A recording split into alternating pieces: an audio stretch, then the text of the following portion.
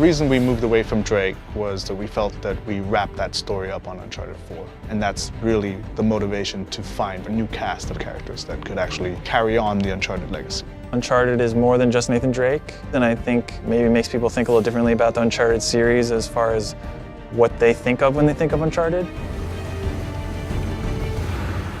We started trying to keep it short. We started trying to keep it contained. But like all Naughty Dog games, you know, it's story-driven and we need the time to tell the story accurately. We needed to go into the past, dig a little deeper than, you know, the surface, and it just blew up. We started expanding to get character arcs developed, and before we knew it, it's a full game. We're treating it as seriously as an Uncharted game.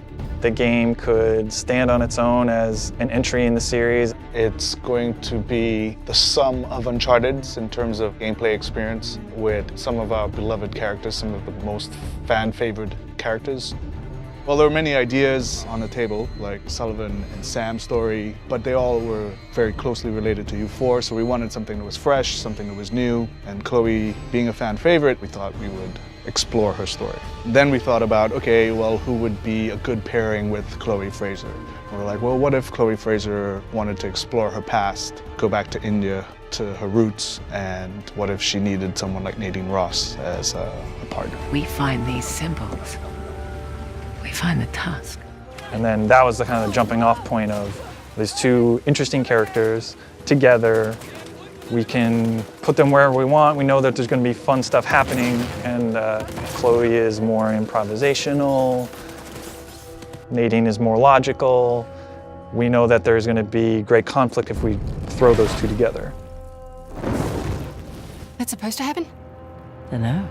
Chloe Fraser has interest in the tusk of Ganesh, which is a treasure that's in India that is kind of close to her. Father was an archaeologist. He had tried tracking down this tusk before in the past. So for Chloe, there's a personal attachment to the tusk. For Nadine Ross, she is on the verge of bankruptcy. She's lost Shoreline, and she desperately wants to regain control. That's where the characters start. Because of Nadine's military background, particularly with our villain, Sav, Chloe's brought her in to kind of help her out. He's just another warmonger with no war to fight. No, you don't know him like I do. He changes location and routines by the hour. We'd be foolish to take unnecessary risks. Let's get one thing straight. This is my gig. You want your share? We play by my rules. For Sav, as a villain, he is motivated by a code. He believes that he owns rights to this land, and he's fought a war that has kind of gone on for centuries. So recently he has started rekindling this war to profit.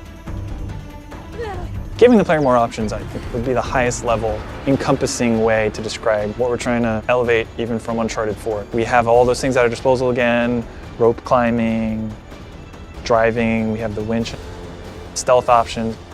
We have lockpicking now, so we have crates of things that you can find certain weapons or treasures in. We just present you with a lot of stuff that the player can then decide what to do, and then, of course, having an allied character with you during all of those things and making sure that they can react and be as lifelike as possible as a human would. We're taking advantage of the buddy system by integrating more of the narrative. For example, if our characters in the story aren't communicating well, or they're upset, or they're aggravated, it will reflect in the gameplay. So if I've just come out of a heated argument with Nadine Ross, in the gameplay you will feel that tension, you will feel that aggravation. The challenge for us was this player-driven space. It's not open world, but it's vast, and you have player choice that you can go and experience it differently. There's things to find a true sense of exploration, but the goal being that you're just exploring and freely doing things, and then the story is still progressing in the way that they would expect from an Uncharted game. It's something we've never really done to the level that we're doing now in Uncharted.